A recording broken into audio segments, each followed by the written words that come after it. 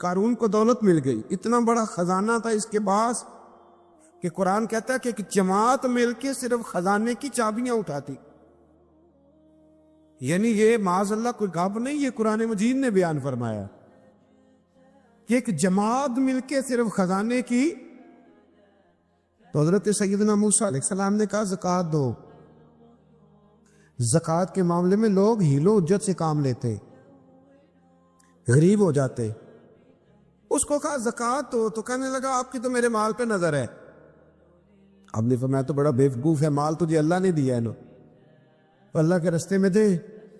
یہ کام ذرا مشکل ہے کہ اس کو بار بار کہا تو اس نے نہ بجائے اس کے کہ وہ مال دیتا، اس نے حضرت موسیٰ پہ الزام لگا دیا.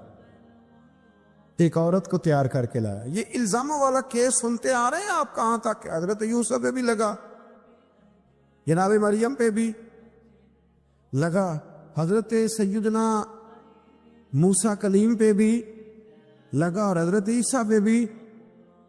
سارے ہوئے نا الزامات. آپ کیا بات کرتے ہیں؟ الزام لگانا، بہتان ترازی کرنا، اور ہمارے یہاں اچھی بات دل سے پھیلتی ہے، بری خبر وہ جلدی پھیل جاتی. ایک عورت کو تیار کر کے لایا معاذ اللہ تعالیٰ حضرت موسیٰ پر الزام لگانے کے لیے، اور جب وہ بی بی آپ کے سامنے لا کے کھڑی کی تو حضرت موسیٰ نے جلال فرمایا تجھے قسم ہے اللہ کی عزت کی، سچ سچ بتا معاملہ کیا ہے. تو وہ خاتون کانپنے لگی، کہنے لگی میں موسیٰ کلیم کے سامنے کیسے کھڑی ہو سکتی؟ مجھے تو اس نے پیسے دے کے تیار کیا، مجھے اس نے مجھے پیسے دے کے تیار کیا، اور بڑی اس نے مجھے تکلیف دی ہے. یہ جب کہا تو حضرت موسیٰ علیہ السلام رونے لگے کہ تو سارا کچھ کرتا پر میری سفید چادر پہ داغ تو نہ لگانے کی کوشش کر. آپ رونے لگے. آپ یقین کریں لوگ تکلیف دیتے ہیں، بعضوں کا ایسی بات کرتے ہیں جس کا کوئی وجود نہیں ہوتا. تو یہ کچھ لوگ کر دیتے ہیں لیکن وہ سمجھتے نہیں. کہتے ہیں آپ حوصلہ کریں، آپ درویش ہیں. حضرت موسیٰ سے بڑا درویش کون ہوگا؟ کلیم تھے نا اللہ کے، بڑا جگرا ہے نا. لیکن رو پڑے، کہنے لگے تجھے ایسا نہیں کرنا چاہیے. کہنے لگے اللہ اب اسے سزا دے. تو رب کریم نے اس کے سارا ساز و سامان سمیت اسے زمین میں دھنسا دیا. وہ زمین میں غرق ہو گیا اپنے خزانے سمیت. امام اعظم ابو حنیفہ رحمۃ اللہ تعالی علیہ کچھ لوگ حسد کرنے لگے تو ایک عورت ایک دفعہ آ گئی، کہنے لگی کوئی مسئلہ پوچھنا ہے. یہ بڑا کٹھن سا معاملہ ہوتا ہے، جو آدمی جو کام کر رہا ہوتا ہے وہی روپ دھار لیتے. مسئلہ کچھ نہیں، اندر آئی تو باہر سے شور ہو گیا. لوگ آ گئے، کوتوال کو بلا لیا، معاذ اللہ امام صاحب کے پاس بی بی ہے، جیل میں لے گئے، سویرے فیصلہ کریں گے. رات کو ساری رات امام اعظم نے نماز پڑھی، ساری رات، اور کہنے لگے اللہ اب تو میں بوڑھا ہو گیا، اس حال میں اب ان سوالوں کا جواب دوں گا. وہ عورت بھی ساتھ بند تھی، اس عمر میں ان سوالوں کے جواب یار بڑا مشکل ہوتا ہے. اللہ اکبر. اس عمر میں امام صاحب رو رہے تھے تو اس عورت کا دل نرم ہو گیا. امام صاحب سے کہنے لگی مجھے غلطی ہو گئی، میں نے پیسے کسی سے پکڑ لیے تھے. حضور آپ تو اللہ کے نیک بندے. امام صاحب کہنے لگے اب ایک نیکی کر، کوتوال سے کہہ کہ مجھے کوئی تکلیف ہے تو میں دوا کھا کے واپس آ جاؤں گا. تو وہ کوتوال تو پہلے ملا ہوا تھا، اس نے اس کو کہا کہ مجھے کوئی تکلیف ہے میں گھر جاتی ہوں، دوا کھا کے واپس. امام صاحب نے سمجھا دیا. وہ گئی تو جو برقع اس نے پہنا ہوا تھا نا نقاب، ساری عورتیں، وہ جا کے اس نے امام صاحب کی بیوی کو دیا. امام صاحب نے اس کو سمجھا کے بھیجا تھا. وہ برقع گھر لے گئی اور جا کے زوجہ کو ساری بات سنائی. وہ دوائی کھانے گھر چلی گئی اور زوجہ برقع پہن کے تھانے آ گئی. سویرے قاضی کے سامنے بھیج ہوئے تو کہنے لگا جی آپ اتنے بزرگ ہو کے عالم ہو کے بیوی کے ساتھ اکیلے. فرمایا میری بیوی ہے تو میں نے اکیلے ہی ہونا تھا اس کے ساتھ، اور کس نے ہونا تھا؟ جناب آپ کی بیوی. فرمایا بلاؤ میرے سسر کو، اور بلاؤ محلے کی 10-12 عورتوں کو بھی دیکھ لے. انہوں نے دیکھا تو امام صاحب کی بیوی نکل آئی. وہ جتنے تھے نا الزام لگانے والے وہ اب غور سے دیکھ رہے تھے. تو ایک کہنے لگا امام صاحب سے یہ کیا ہوا؟ فرمایا قرآن ہے وَتُعِزُّ مَن تَشَاءُ وَتُذِلُّ مَن تَشَاءُ. یہ قرآن ہے. ہونا کیا تھا؟ رب نے اپنا وعدہ سچا کر کے دکھایا ہے. تو اس نے بھی الزام لگایا، پھر سزا یہ ملی کہ وہ ہمیشہ کے لیے زمین میں دھنستا۔ دولت کون دیتا ہے؟ اللہ دیتا ہے نا، تو اگر اللہ کہے تھوڑی سی واپس بھی کرو، بندیاں دے خرچے بات جانتے تھے، تھوڑی سی واپس مانگ لے تو ہاتھ تنگ ہو جاتا ہے۔ کہ خاتون نے ایک دفعہ مجھے پیغام دیا تو میں بڑی اس کی بات سن کے مجھے عجیب لگا۔ وہ کہنے لگی کہ دوسری جگہ میری شادی ہوئی ہے، مجھے طلاق ہو گئی تھی، تو مجھے ایک تانا روز سننے کو ملتا ہے، تو اتنی اچھی ہوتی تو وہاں نہ رہ لیتی۔ تو بھئی یہ کوئی تانے والی بات ہے؟ کوئی ضروری ہے کہ بیوی غلط ہوتی ہے تو طلاق ہوتی ہے؟ اللہ کے محبوب علیہ السلام کی 2 صاحبزادیوں کو ابو لہب کے 2 بیٹوں نے طلاق بھیج دی تھی، کس کی غلطی تھی؟ تو آپ کیا کہہ سکتے ہیں یہاں کیوں طلاق؟ تو اتنی جلدی بات تھوڑی کر دیں گے آپ، تھوڑی احتیاط فرمائیں بولنے۔ حضرت عبداللہ ابن عباس فرماتے ہیں میرے نبی پاک علیہ السلام نے میری تربیت فرمائی، اور محبوب پاک علیہ السلام نے فرمایا عبداللہ یاد رکھنا، یہ نوجوان دوست میری بات لکھ لیں، پریشان لوگ میری بات لکھ لیں، جن کے پاس قوت فیصلہ نہیں وہ اس بات کو لکھ لیں۔ حضرت عبداللہ ابن عباس فرماتے ہیں میرے نبی پاک علیہ السلام نے مجھ سے فرمایا تھا عبداللہ سن، اگر ساری دنیا مل کے تیرا کوئی نفع کرنا چاہے کر نہیں سکتی جب تک میرے رب کی رضا نہ ہو، اور فرمایا ساری دنیا مل کے تیرا کچھ بگاڑنا چاہے تو عبداللہ بگاڑ نہیں سکتی جب تک رب کریم کی حکمت کا تقاضا نہ ہو۔ لوگوں سے ڈرنا، لوگوں کی طرف دیکھنا، ماحول دیکھ کے اپنے راہ کا تعین کرنا، ہر بندے کے خیالات کے مطابق ڈھلنے کی کوشش کرنا، فلانا نہ ناراض ہو جائے، فلانا نہ ناراض ہو جائے، اور جس نے ہونا ہو جائے، بس رب رسول ناراض نہ ہو۔ اپنی زندگی میں اپنے مالک کو مولا جان کے، بل اللہ مولاکم، اللہ تمہارا مولا ہے، وَهُوَ خَيْرُ النَّاصِرِينَ، وہ بہترین مددگار ہے۔ توجہ جب بھی کریں رب کی جانب کریں، اپنے دل کا قبلہ درست رکھیں، سوچوں کے زاویے سیدھے رکھیں۔ میرے بھائی، مالک جب بندوبست کر دے نا، جب مالک بندوبست کر دے، پھر ایسا بندوبست کرتا ہے کہ لوگوں کے پاس نا چارہ نہیں رہتا۔ حضرت مریم رضی اللہ تعالی عنہا پاک باز تھی، مسجد میں رہی تھی، پر مالک کی حکمت کے تقاضے بڑے عجیب ہیں نا۔ پھر جناب مریم کو اللہ تعالیٰ نے بغیر شوہر کی اولاد عطا کر دی۔ یہ بات یہ ایسی تھی، کسی نے کہا تھا کہ مخلوق تو فنکار ہے اس درجہ کے پل بھر میں سنگے در کعبہ سے بھی اصنام تراشے، تم کون ہو کیا چیز ہے داغے کبابی، لوگوں نے تو مریم پہ بھی الزام تراشے۔ تو لوگوں نے کہا کدھر سے لے آئی بچہ، تیرا باپ تو ایسا نہیں تھا، کہاں سے لے آئی؟ اللہ کرے میں آپ کو سمجھا سکوں، ذرا اپنے آپ کو وہاں کھڑا کریں کہ ایک پاک باز عورت، پاک باپ کی بیٹی، طیب ماں کی بیٹی، اور اللہ کے گھر میں پرورش پانے والی خاتون، ایک وہ وقت اور ایک یہ وقت کہ اس عورت کو کٹہرے میں کھڑا کر کے پوچھا جا رہا ہے کہ معاذ اللہ تیری گود میں بچہ جائز نہیں ہے، کہاں سے لائی ہے؟ اب خود سے صفائیاں بندہ کتنی کو دے، کتنی کو وضاحتیں کرے؟ اور میں نے تو اپنی زندگی میں دیکھا ہے زیادہ وضاحت دینے والے کو بھی لوگ جھوٹا سمجھنے لگ جاتے ہیں، زیادہ وضاحت دینے پر بھی لوگ کمزوری کا اظہار سمجھتے ہیں کہ کمزور پڑ گئے۔ آپ صلح کی کوشش کرتے ہیں، سامنے والا بزدل سمجھ لیتا ہے، زیادہ وضاحتیں بھی کمزور کر دیتی ہیں۔ اب حضرت مریم کو کٹہرے میں کھڑا کر کے کہا بچہ کس کا ہے؟ تو پھر خدا بندوبست جب کرے، اللہ جب مددگار ہو، تو پھر حضرت مریم کی گواہی درختوں سے نہیں دلوائی، اس نے پتوں سے نہیں دلوائی، پھر فرشتے نہیں بھیجے۔ حضرت مریم کہنے لگی مجھ سے نہ پوچھو، وہ جو پنگوڑے میں ہے اسی سے پوچھ لو، ان سے پوچھو نا، وہ کون ہے پوچھ لو، ان سے کر لو سوال۔ انہوں نے کہا پنگوڑے میں چند دنوں کا بچہ، یہ جواب دے گا؟ مددگار تھا رب،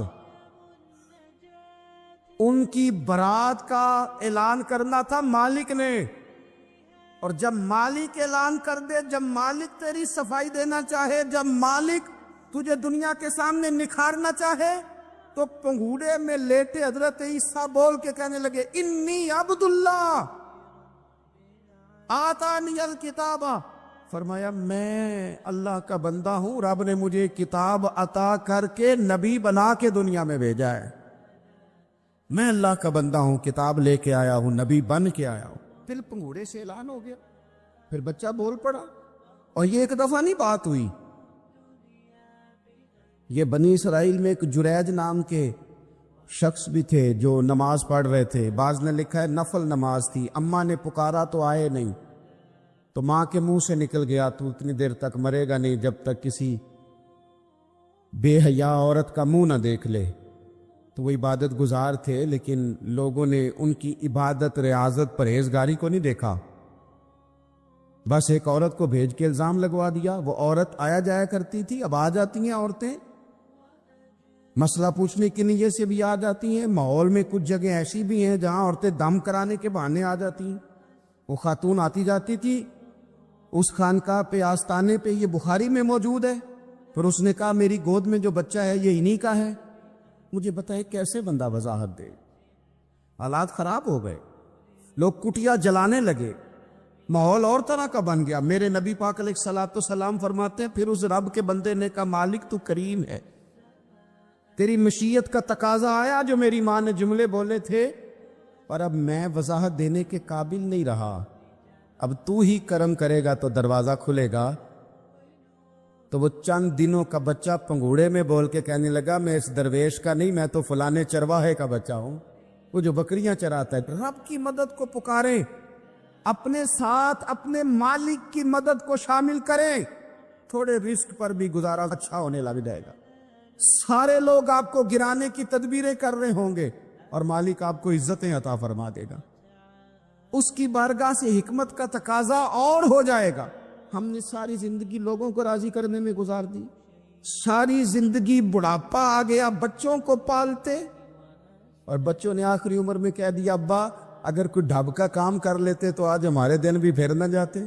ساری زندگی گزار دی بہن بھائیوں کو راضی کرنے میں، ساری زندگی گزار دی ذمہ داریاں اٹھانے میں، ان کو 99 دفعہ دیا، ایک دفعہ نہیں دیا تو انہوں نے کہہ دیا تو نے تو کبھی دیا ہی نہیں، تو تھا ہی نہیں۔ ساری زندگی محلے داروں، علاقے والوں کو راضی کرنے میں گزار دی۔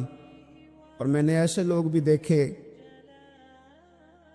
دین کے لیے وقت گزارا، لیکن جب بڑھاپے میں دانت کام نہ کرتے تھے تو وقت کے مفتیوں کو بھی مسجدوں کی کمیٹیوں نے کہہ دیا اب آپ کی سمجھ نہیں آتی، ہم نے خطیب کو یور رکھنا ہے، نہ دیکھو دنیا کی طرف، دنیا رلا دیتی ہے، نہ راضی کرو بندوں کو، بندے تھکا دیتے، نہ پیچھے بھاگو ہر وقت دنیا داروں کے، یہ انسان کو کمزور کر دیتے ہیں۔ وہ تو کریم ہی بڑا ہے، 2 آنسو زمین پر بعد میں گرتے ہیں، بندے کے گناہ سارے پہلے معاف فرما دیتا ہے۔ اللہ کی مدد کا حصول، اپنے مالک کی مدد کی طرف بڑھنا، آپ کو بدر کی جنگ بھی یہی درس دے گی، آپ کو احد کا میدان بھی یہی سبق دے گا، فتح مکہ بھی یہی سبق دے گا۔ میرے دوستو جب رب مدد فرمائے، جب اللہ مددگار بنے، دوستوں سے ایک بات اکثر کرتا ہوں،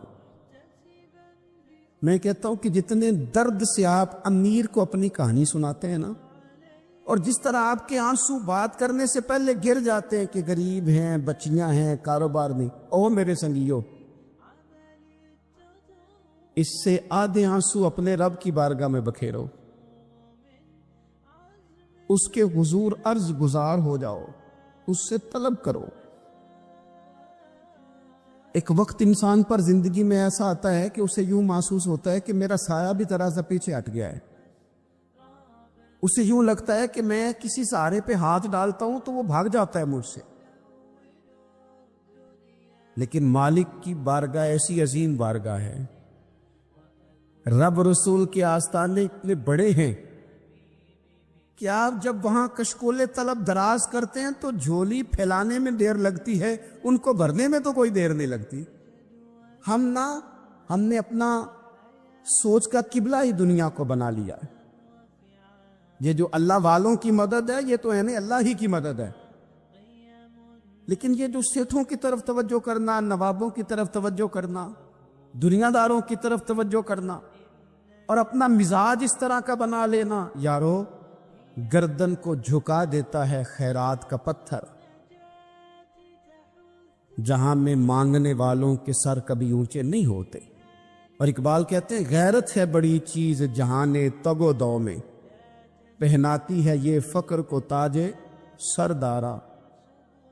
میں عرض کروں گا کہ اپنی آپ جب توجہ کا قبلہ اللہ رسول کو بنائیں گے تو رب فرماتے وَيَرْزُقْهُ مِنْ حَيْثُ لَا يَحْتَسِبُ، میں نہ تجھے وہاں سے رزق دوں گا جہاں سے کبھی تیرا گمان بھی نہیں گیا ہوگا، یہاں سے بھی مل سکتا ہے، تو نے سوچا بھی نہیں ہوگا۔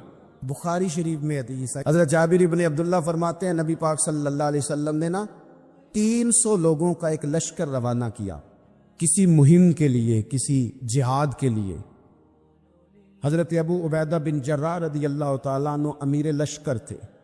فرماتے غربت اتنی زیادہ تھی، بھوک اتنی زیادہ تھی کہ ایک ایک کھجور دن میں ایک وقت کھانے کو ملتی تھی، اور کچھ دن ایسے آئے کہ اب کھجور بھی نہیں مل رہی۔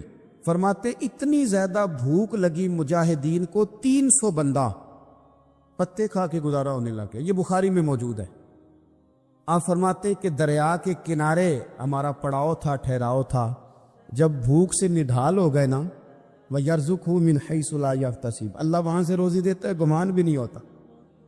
فرماتے ایک مچھلی اللہ تعالیٰ نے دریا کے کنارے بھیجی، فرماتے ہیں وہ تھی تو مچھلی پر پہاڑ جتنی تھی۔ بخاری میں لفظ ہیں، حضرت جابر ابن عبداللہ رضی اللہ تعالیٰ عنہ فرماتے ہیں 300 آدمی 18 دن تک اس مچھلی کو کھاتے رہے، مچھلی ختم ہی نہیں ہوئی۔ مچھلیاں نہیں، مچھلی کہتے ہیں 18 دن 300 بندہ کھاتا رہا، مچھلی ختم ہی نہیں ہوئی۔ اور فرماتے ہیں کہ اس کی ہڈی نکال کے، کانٹا کہیں گے آپ اپنی زبان میں، کہتے ہیں وہ نکال کے نا تو اس کو کھڑا کیا نا جب، تو اونٹ کجاوے سمیت اس کے بیچ سے گزر جاتا تھا، 2 اس کے کانٹے جوڑے۔ فرماتے ہیں وہ اس کا گوشت ہم کھاتے تھے اور اس کی چربی بطور تیل کے ہم جسموں پہ ملتے تھے، بیماروں کو اس سے سکون آتا تھا، تندرستی شفا ہوتی تھی۔ فرماتے ہیں ہم کھایا بھی ہم نے، اور کچھ لے کے ہم مدینے بھی گئے، اور قربان جائیں نبی پاک نے بھی اس میں سے کھایا۔ ہم نے عرض کی حضور یہ معمہ کیا ہے، یہ ماجرا کیا ہے؟ تو محبوب نے فرمایا تمہارے پاس غذا نہیں تھی، رب نے تمہارے لیے بندوبست کیا ہے، اللہ نے تمہیں دیا ہے۔ مکان شروع کر لیا، ایک صاحب نے مکان بنانے لگے، آپ وہ حساب لگا رہے ہیں، کہتے ہیں میرے پاس اتنے پیسے ہیں، اتنے میں نے فلانے دوست سے کہنا ہے اس نے دے دینے، اتنے فلانے رشتہ دار سے کہنا ہے اس نے دے دینے، اتنے فلانے سے کہنا ہے اس نے دے دینے۔ یہ ساری کاپی بنا کے مکان شروع کر لیا۔ جو روز کہتا تھا نا کوئی حکم ہو جاتے دسی، سب سے پہلے اس کو کہا میاں پیسے چاہیے، وہ کہندا ہو کل ہی منڈا ٹوریا ہے، کہدے تو پرسوں 10 داتے لب جانے سن۔ میں آپ کو اپنے تجربے کی بات بتا رہا ہوں۔ یہ لوگوں کا خیال ہوتا ہے نا کہ آپ سٹارٹ کریں فلانا کام، ہم آپ کے ساتھ ہیں، اللہ کا ہی کوئی نظام ہے، وہ بالکل بھی نہیں ساتھ ہوتے۔ لیکن ایسا نہیں ہے کہ کوئی ساتھ نہیں ہوتا، اللہ تعالیٰ بڑے اسباب پیدا کرتا ہے، وہاں سے دیتا ہے جہاں سے گمان بھی۔ ہمارا یہ ذہن بن جاتا ہے ہم ساری اپنے حساب سے چلتے، اتنے رشتہ داروں سے، اتنے کون آپ کے ساتھ چلے گا، سوال ہی نہیں پیدا ہوتا۔ یہ سارے کام چھوڑ کے سب سے پہلے 2 رکعتیں پڑھو، اپنے رب کی بارگاہ میں، رسول کائنات کی بارگاہ میں گزارشات اور استغاثے پیش کرو، وہاں سے خیر طلب کرو۔ دنیا دار کیا دیں گے، کیا دے سکتے ہیں، کیا حیثیت ہوتی ہے کسی، اللہ کہتا ہے وہاں سے دوں گا۔ تو جو اللہ مال دے وہ لینا چاہیے کہ رشتہ داروں کا مال دیکھنا چاہیے؟ جو اللہ دے وہ لینا چاہیے کہ سیٹھوں نوابوں کی جیبیں دیکھنی چاہیے؟ جو اللہ دے وہ قبول کرنا چاہیے یا دیکھنا چاہیے کون سا آدمی کہاں پہنچ گیا؟ چھوڑو، اپنی مٹی پہ چلنے کا سلیقہ سیکھو۔ کسی کے سنگ مرمر پہ چلو گے تو پھسل جاؤ گے۔ مدد اللہ سے چاہیں، اپنی توجہات کا مرکز رب رسول کی ذات پہ بنائیں، پھر آپ محسوس کریں گے کہ بڑی جلدی اللہ تعالیٰ کی مدد آنے لگی ہے۔ کبھی آپ صرف کہہ دیں نا میرا رب میرے ساتھ ہے، اس لفظ میں اتنی طاقت ہے کہ دشمن ویسے زہر ہو جاتا ہے۔ زندگی میں کسی سے بھی لڑائی ہو اچھی طرح سوچ لیں کہ اللہ اس طرف ہے یا اس طرف ہے. اگر آپ زیادتی پہ ہیں تو پھر رب مظلوم کی جانب ہے. اگر اللہ کی مدد آپ کے ساتھ ہے تو دنیا کی کوئی طاقت آپ کو گرا نہیں سکتی. اور اگر آپ مظلوم کے مقابلے میں ظالم بن کے آپ کھڑے ہو گئے ہیں اور آپ نے رویہ وہ اختیار کیا ہے کہ جس میں مدد نہیں آئے گی، تو پھر یاد رکھ لیں کہ آپ کوئی بھی ہیں، کہاں بھی ہیں، آپ کمزور ہیں. طاقتور تھے. ابتدائے اسلام میں ظاہری طاقت تھی کفار مکہ کے پاس، وہ ڈنڈوں سے مارتے تھے غریبوں کو، ان کے ہاتھوں میں ڈنڈے تھے، پر خدائی طاقت ان مظلوموں کے ساتھ تھی.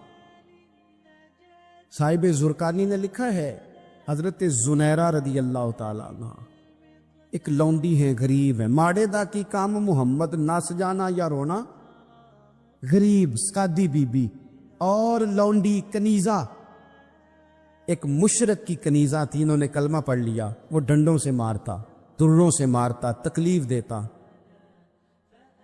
حضرت زنیرہ رضی اللہ تعالیٰ عنہ کو اتنا مارا، اتنا مارا. اب آپ ایک اور پہلو پر بھی غور کریں، مار بھی پڑ رہی ہے پر خدا ادھر ہی ہے، اللہ کی مدد ادھر ہی ہے. رب کہتا ہے کہ پہلے تو صبر کرنا، ان اللہ مع الصابرین. تو صبر کرے گا تو پھر رب کی معیت ملے گی. ذرا ٹھہرنا، تو تھوڑا ڈٹنا. ان الذین قالوا ربنا اللہ ثم استقاموا تتنزل علیہم الملائکہ. تو کہے اللہ میرا رب ہے، پھر تو پہلے ڈٹ، پہلے تو نے ڈٹنا ہے. ثم استقاموا، جو ڈٹ گیا، تتنزل علیہم الملائکہ، ڈٹنے والے کے لیے مدد آتی. پہلے تھوڑا ٹھہرنا پڑتا ہے، پہلے تھوڑا صبر کرنا پڑتا ہے، حوصلہ کرنا پڑتا، اس کے بعد مدد آتی. مار پڑ رہی ہے، مارا جا رہا ہے. حضرت زنیرہ کو ان کا مالک جو ہے ظاہری آقا وہ مار رہا ہے. یہ کنیزہ ہے، اتنا مارا، اتنا مارا، ان کی بینائی چلی گئی، نظر آنا بند ہو گیا. ابو جہل آیا اور کہنے لگا زنیرہ دیکھا نا ہمارے بت تیری آنکھیں لے گئے، معاذ اللہ، لات و منات ہمارے بتوں نے تجھے اندھا کر دیا. اب ایسا نہیں ہے کہ بی بی روتی جا رہی ہے، روتی جا رہی ہے، مایوسی مایوسی، معاذ اللہ، پریشانی، غریبی بڑی ہے، پوچھنے والا کوئی نہیں، یہ باتیں نہیں. کیا جملے ہیں خاتون کے، کیا لفظ ہیں. ابو جال نے تنزیہ کہا، معاذ اللہ، کہنے لگا دیکھا نا ہمارے بتوں نے تجھے اندھا کر دیا.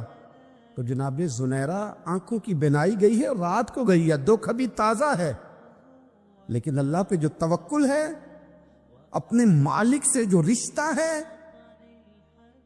وہ اتنا مضبوط ہے، اتنا طاقتور ہے، اس میں اتنی گہرائی ہے کہ حضرت زنیرہ بول کے نا اتنی قوت سے بولی، اتنی طاقت سے بولی کہ پورے کفر پر لرزہ طاری ہو گیا. فرمانے لگی تمہارے پتوں کی کیا اوقات ہے کہ وہ میری بینائی لے جائیں، یہ میری رب کی حکمت کا تقاضا ہے. جب تک اس نے چاہا زنیرہ دیکھتی رہی، اور جب اس نے چاہا زنیرہ کی آنکھوں کی بینائی چلی گئی، اور اگر وہ چاہے گا نا تو بینائی واپس بھی کر دے گا. اگر ہو ذوق یقین پیدا تو کٹ جاتی ہیں زنجیریں، اگر وہ چاہے گا تو بینائی آ بھی جائے گی. حضرت زنیرہ نے رات کو یہ لفظ کہے، ابو جال اور سارے کفار ڈر کے سن کے چلے گئے. آپ اطمینان سے آ کے بستر پہ سوئی. جب سویرے اٹھی تو اللہ نے آنکھوں کی روشنی واپس کر دی تھی. آنکھوں کی اب چھڑی پکڑی ہے، بازاروں میں گھومتی ہے، کہتی ہیں بلاؤ کدھر ہے تمہارے لات و منات، دیکھو میرے رب نے روشنی واپس کر دی. آ کر میرے ساتھ ادھر آ، ستمگر ہنر آزمائے، تو تیر آزما ہم جگر آزمائے. بیمار لوگوں یاد رکھو، کہہ دیا ڈاکٹر نے کہ تو بڑا بیمار ہے، تو بڑا کمزور ہے، یہ ہو گیا وہ ہو گیا، تو ڈاکٹر اپنے علم کے مطابق بات کر رہا ہے. ہوگا تو وہ جو میرا رب چاہے گا. کمزور ہو جانا، پریشان ہو جانا، تکلیف میں آ جانا، پتہ نہیں بات ہو گئی ہے تو جانے کیا ہو جائے گا. اپنی زندگی کے اندر اپنے رب سے رشتہ مضبوط کرے، رسول کائنات سے رشتہ مضبوط کرے، اللہ والوں سے رشتہ مضبوط کرے. حضرت زنیرہ نے پیغام دیا کہ زندگی میں جو جینا چاہتے ہیں تو وہ رب کا نام لے کے جی سکتے ہیں. جو اپنی زندگی میں خوشیاں دیکھنا چاہتے ہیں تو رسول اللہ کے نام پر خوشیاں دیکھی جا سکتی ہیں. توکل کی بنیاد پر بندہ خوشیاں لے سکتا ہے.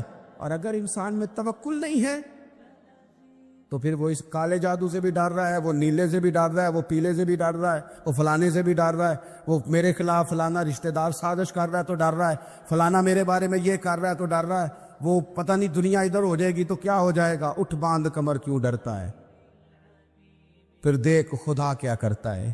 تو اس ساری گفتگو کا نچوڑ آپ کو یہ عرض کیا ہے. سب سے پہلے تو یہ کہ میدانوں میں مدد بھی اللہ کی, رزق میں مدد بھی اللہ کی, فصلیں خشک ہوں تو مدد پھر بھی اللہ کرے تو پھر ساری مدد, اور اگر انسان بیمار ہو تو پھر بھی مدد اللہ کی. تو اپنے اللہ کی جانب توجہ کو بڑھائیں, آپ اللہ سے مدد کے سوالی بنے. ترمذی کی ایک حدیث ہے, میں آپ کو زندگی کا تجربہ بتاتا ہوں کہ جب میں بڑا پریشان ہوتا ہوں تو یہ والی روایت کھول لیتا ہوں, مزہ دیتی ہے. میرے نبی پاک علیہ السلام نے فرمایا اپنے دکھ سیٹھوں نوابوں کو نہ کہنا, مالداروں کا نہ کہنا, ورنہ اللہ تمہیں کبھی غنی نہیں کرے گا. فرمایا اپنے دکھ اپنے رب کی بارگاہ میں عرض کرنا, جلدی کرے یا دیر سے کرے اللہ تمہیں لوگوں سے بے نیاز کر دے گا, اللہ تمہیں غنی کر دے گا. رات کو بیٹھو نا اس کی بارگاہ میں. امام غزالی سے کسی نے پوچھا تھا, امام غزالی سے, کہ حضور اللہ کا بندے سے راضی ہونا کمال ہے یا بندے کا اللہ سے راضی ہونا کمال ہے؟ تو امام غزالی مسکرائے, فرمانے لگے رب تو بڑا ہی مہربان ہے, وہ تو بڑی جلدی راضی ہو جاتا ہے. وہ تو مسجد میں آ کے توبہ کرے تو اللہ راضی, کسی یتیم کے سر پہ ہاتھ پھیرو تو اللہ راضی, وہ تو کسی اندھے کو رستہ دکھایا تو اللہ راضی ہو گیا, وہ تو طوائف نے کتے کو پانی پلایا تو اللہ. امام صاحب فرمانے لگے یہ بندہ ہے جو اللہ سے راضی نہیں ہوتا. جس کے پاس اولاد نہیں وہ کہتا ہے چلو ایک بیٹی مل جائے تو میں راضی ہوں, بیٹی مل گئی تو کہتا اب ایک بیٹا بھی ملے تو پھر راضی ہوں, پھر کہتا ہے یہ دونوں اچھی تعلیم حاصل کر لے تو پھر میں راضی ہوں, پھر کہتا ہے یہ بہت زیادہ پیسے کمائے تو پھر میں راضی ہوں. بہرحال راضی ہوتا, لیکن جو راضی ہو جاتا ہے نا, اللہ اکبر, جو اللہ سے راضی سکھی بڑا رہتا ہے, سکون میں بڑا رہتا ہے, مطمئن بڑا رہتا ہے. جو سمجھ لیتا ہے نا کہ جو میرے رب نے بہتر سمجھا وہ میرے اللہ نے مجھے. میں کبھی کبھی سوچتا ہوں کہ یار حضرت بلال حبشی نے کوئی عہدہ نہیں مانگا ساری زندگی, انہوں نے نہیں کہا مجھے بھی ایک صوبے کا گورنر بناؤ میری بھی خدمات ہے, مجھے بھی وزیر خزانہ بناؤ میرا بھی کچھ بنتا ہے. ایک دفعہ نہیں کہا سیدنا بلال حبشی رضی اللہ تعالیٰ عنہ نے کہ میری بھی کوئی ڈیوٹی ایسی ہونی چاہیے کہ مجھے چلو سپہ سالار ہی بنا دیا جائے. ساری زندگی مسجد میں جھاڑو دیا تو اسی پہ راضی رہے, ساری زندگی محبوب کے مہمانوں کا لنگر پکایا تو اسی پہ راضی رہے, ساری زندگی میرے محبوب علیہ السلام کے بچوں کی نوکری کی تو اسی پہ راضی رہے, راضی بالرضا رہے. حضرت سیدنا موسیٰ علیہ السلام نے عرض کی کوہ طور پہ جا کے, مولا میری قوم پوچھتی ہے کہ کوئی ایسا کام بتا جو ہم کریں تو ہم سے راضی ہو جائے.